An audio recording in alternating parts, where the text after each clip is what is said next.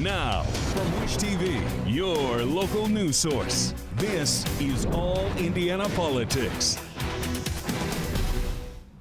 Good Sunday morning. Welcome to another edition of All Indiana Politics. I'm Phil Sanchez. Senate leaders hope to vote this week on an aid package for Israel and Ukraine. Now, one of Indiana's senators says he's still a no unless Democrats make big concessions on border security. News 8's government reporter Garrett Berquist spoke with Senator Mike Braun about the aid package and a new impeachment inquiry against President Joe Biden. Let's bring in Senator Mike Braun. Senator, welcome back to the program. Good to be back on. So I want to begin with the House's vote to formalize an impeachment inquiry into President Joe Biden. You've said that you support that move.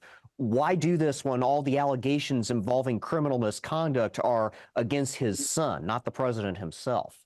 Well, I think there's a nexus between a father and a son. Ideally, you'd keep that separate in politics, but from what the House has seen, what they're hoping to get more of, there is enough connection between accounts and transfers of money that need to, I would think Biden, if he is obviously doesn't have any connection, why don't you get it out there and prove the point? So I think the House committee chairs think otherwise, and since they had difficulty at getting information that would have maybe made it unnecessary to go forward, they feel that there's enough there. This gives it the formality to where they can get further information and go from there. I think it would be good to clear the air one way or the other. This week was all about defense spending on Capitol Hill. Why did you choose to vote against the National Defense Authorization Act? I think defense is the most important thing we do in the federal government, along with maybe infrastructure and our basic safety net programs. We are breaking the bank across the board. So people can understand anything that we're doing on supplemental defense spending stuff, that's all 100% borrowed money. The amount for the Defense Department on an annual basis, we borrow 30 cents on every dollar we spend, as we do on the domestic side. We are 33 trillion in debt. Biden has put the only budget out there and unapologetically says it's okay to be 42 trillion in debt in 5 years, 52 trillion in debt in 10 years. That is unsustainable, and it allows me to make the point that if we're ever going to fix the federal government, it's going to have to be done across the board, defense and domestic and entitlement programs. And until we do it, future generations are going to be burdened with a mess. Will Congress pass an aid package for Israel? Will you support the aid package as it currently stands?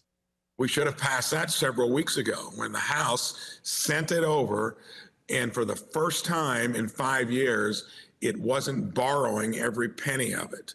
It would have been offsetting it from the $80 billion that one of the borrow and spend bills put out there for the IRS. I thought that was sad and very hypocritical on the other side of the aisle, because they voted against it because it had to pay for.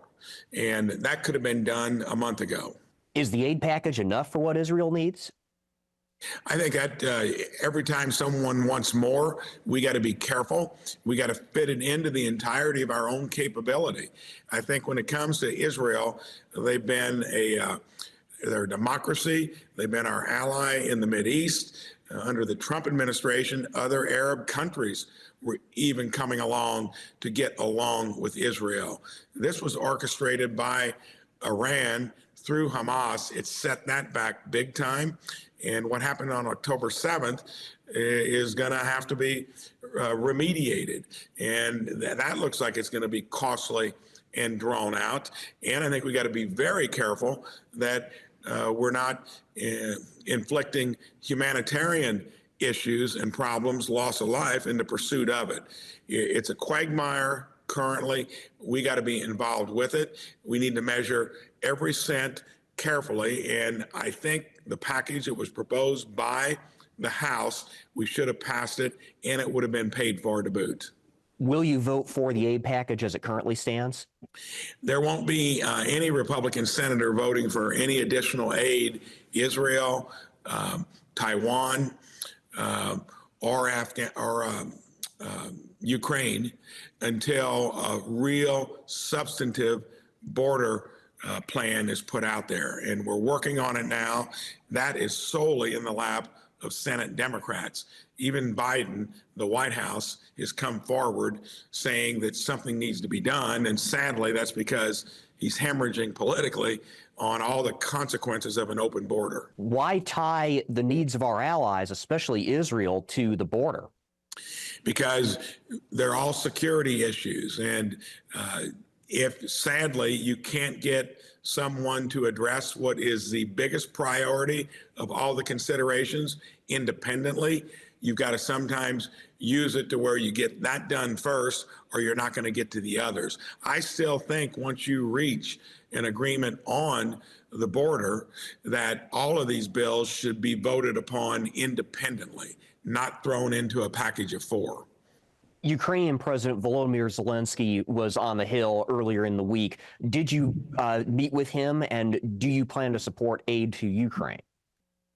I did meet and listened, and I think he and the Ukrainians occupy the high moral ground. Putin invaded a country. I think he'll go down in the pantheon of some of the worst we've ever had. He needs to be held accountable. But even Zelensky made clear that this has turned into a stalemate. When they were taking back territory that was thinly defended, where the Russians were pushing from the east into Ukraine, that has mostly been accomplished.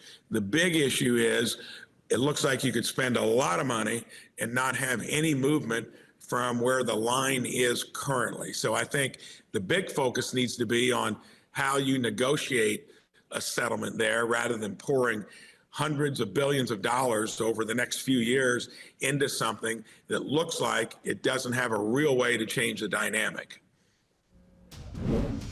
All right, coming up, what the 5 Republican candidates for governor had to say about a controversial technology park. Welcome back. Republican gubernatorial candidate Brad Chambers says he stands behind his work on the LEAP district. That's the high-tech research park plan for Boone County. His comments came during a forum featuring the 5 major Republican candidates for governor. His opponents called the project an example of an economic development corporation run amok. I'm a firm believer in that, it's bottom up, not top down.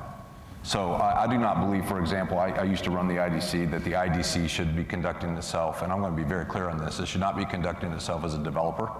It should not be buying land with taxpayer dollars. Also, most of our economic growth occurs from small, medium-sized businesses and startups, and that's a talent attraction.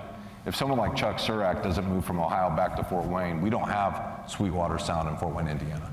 And I could show you all kinds of leaders across the state of Indiana who started businesses here because they were attracted to move here. And so our strategy is really a 92 county strategy. It's not that we don't believe in big projects. We just don't believe that that should be the primary way that we grow our economy. It has to be a 92 county strategy. And then the last thing, I just don't believe in centralized planning. Like, I don't think that we as government are smart enough to predict the future of an economy.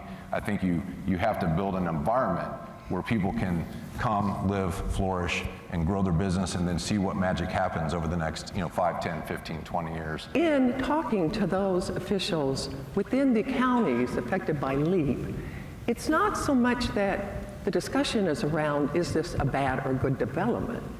The discussion is around the lack of transparency and the lack of collaboration. And I think it illustrates the need for a change in our economic development approach moving into the future. For the last 25 years, we've had a very state-driven, top-down, paternalistic approach to economic development. And we have left our leaders behind. And as governor, I would focus on building capacity among our leaders, because in the best of the class states, you have strong state economic development organizations, but you also have strong local economic development organizations. So you have that strong partnership after you go after these deals. It's what we need to do moving into the future. is to look at how to build capacity, how to raise up our local economic development organizations so we can have a stronger effort moving into the future. When it comes to the LEAP district, that's getting a lot of discussion out there. I think in concept, having stuff like that is good, but you can't get the cart before the horse. We're now engaged in a significant discussion on the most important natural resource. How are we going to get water to it?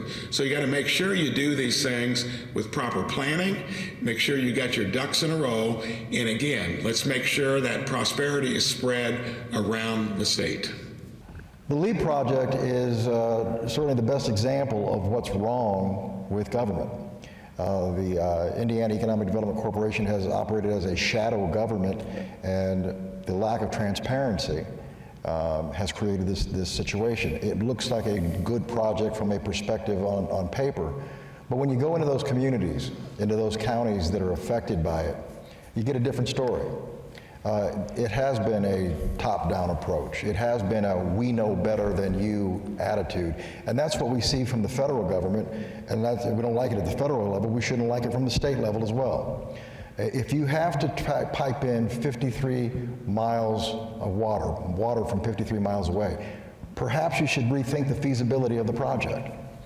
There's lots of questions that are being asked about this. So economic growth is wonderful moving forward, but at what cost? And we need to make sure that we maintain the character of our communities, the character of our state. We're not here to compete with Chicago or New York or other locations. I'm super proud of the job that we did, and then we looked around and we said, what is North Carolina doing? What is Arizona doing? And the LEAP district is they're playing offense is what they're doing. We have to play economic offense. The LEAP district is an investment in playing economic offense. It's an investment in our future. It's an investment in high-wage careers to keep our kids here. Eli Lilly validated that investment strategy. They validated that investment strategy with a $4 billion investment in Boone County when they were probably going to go to North Carolina or Ireland. They spent $1.5 billion in North Carolina just a few years ago. We gave them the choice to stay here and create those high-wage jobs in Indiana. We would be pouring concrete and erecting steel and hiring high-wage jobs for Intel if we had LEAP 2 years ago. We missed that by months.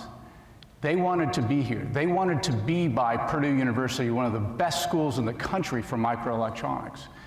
We are now ready, but we were not ready. We have to play economic offense because everyone around us is. And to keep these kids here, we need to recruit high-wage industries. We need to continue to invest in entrepreneurship and innovation. And so, this is a choice. Are we, the number one job of a governor, in my view, is to grow the economy, to add jobs, to add high-wage jobs, to move our average wage above U.S. average, to grow our GDP into the future. And I think I'm uniquely qualified to do that. All right, coming up, Indiana's Best Political Team assesses the governor field and potential further trouble for Attorney General Todd Rokita. All right, welcome back to All Indiana Politics as we welcome in two members of Indiana's Best Political Team, Democrat Laura Beck and Republican Mario Massolmani. Good to see you both. Let's begin with the LEAP district and the candidates for governor. Laura, Chambers was on defense for that portion of the forum, as you heard here earlier in the show. How much could the controversy, in your opinion, over the LEAP district hurt him in the primary? Well, I think that this primary is just going to be one of the most interesting primaries that we've probably ever had in Indiana's gubernatorial history. So let me say that first of all. But I think because it is an issue, let's talk about it. It's about local folks, right? And knowing what they want for their community. It involves a natural resource, which is water, which is scarce. It also involves businesses, job creation, growth, and different ways of going about it. So I think from a political standpoint, yes, I think it has major repercussions. And from a practical standpoint, it does. And then also from a quality of life standpoint. And so sometimes these can be issues that really take off and take on. I'm assuming everyone is doing polling. polling. So it could be coming up in polls that this is an issue that he could be potentially vulnerable on. Right. But it also is evidenced by the discussion that I thought was very civil that they had. So kudos to them for that. It really does show different approaches to economic development. And it's very clear that everyone has a very unique perspective on it. And it's going to be who the voters who vote for them and come out and vote for them, what they believe. And to that point, Laura, Mario, I want to bring you in here. Same question to you, but how much do economic development issues resonate in a primary compared to other topics?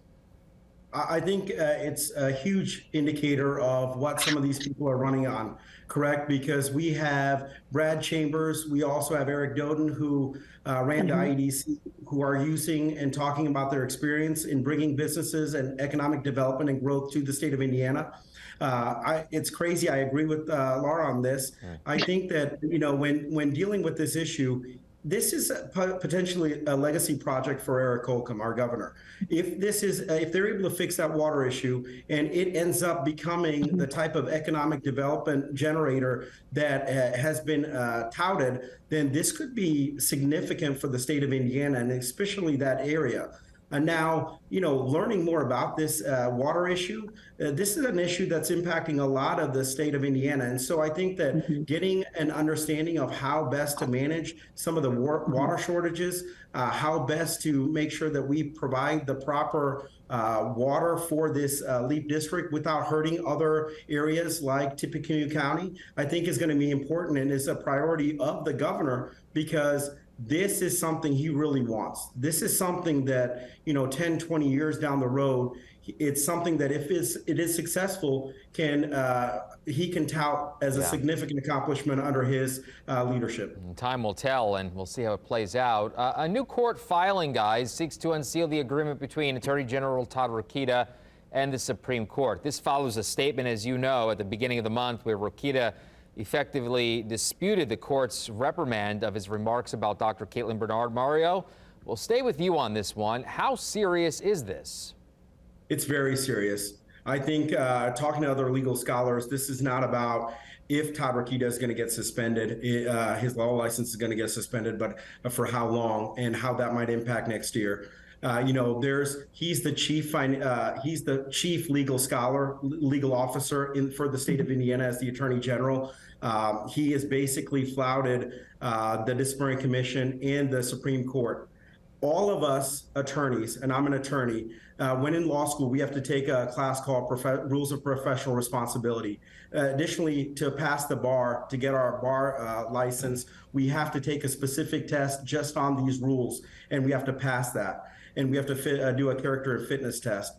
And so, you know, Todd Rokita is arguing that it's his First Amendment right to be able to make these types of arguments. Well, as a citizen of the United States and a citizen of Indiana, yes, you have a First Amendment right. However, a law license is a privilege, not a right. Yeah. We are held under a higher standard of rules that we have to abide by. If we don't, the disciplinary commission will bring a case against us. And at the end of the day, the Supreme Court will determine what the punishment is. Yeah. In this case, he had accepted responsibility, taken an agreement, and the Supreme Court had agreed to the punishment that he was going to get, that being a public reprimand. However, the day they approved it, he comes out and says, I did nothing wrong. Right. This is the liberal, leftist, woke, you know, you're throwing a bunch of political words out there. You know what, Mario, I want to get Laura in here. I have a minute left, Laura. You're the communications expert here. That was kind of the legal perspective. So your thoughts on this from a communications and a political standpoint. Go ahead, a minute left. Well, I should just yield my time to Mario here. Look, I mean, I agree with Mario from a PR perspective. It does not look good for Todd Rokita. It's a very disturbing pattern of behavior.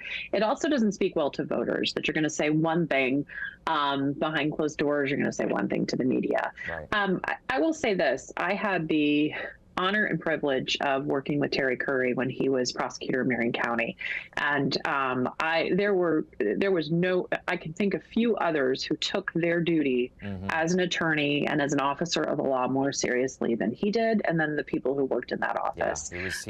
And to see what Todd Rokita is doing is it's a blemish on the profession, and it is one that should not be occurring because it puts people who are following what they need to do. We're out of time, guys. Always good to see you both. Unfortunately, yes, and we will watch. We will closely watch. Happy holidays, guys. We'll talk to you soon.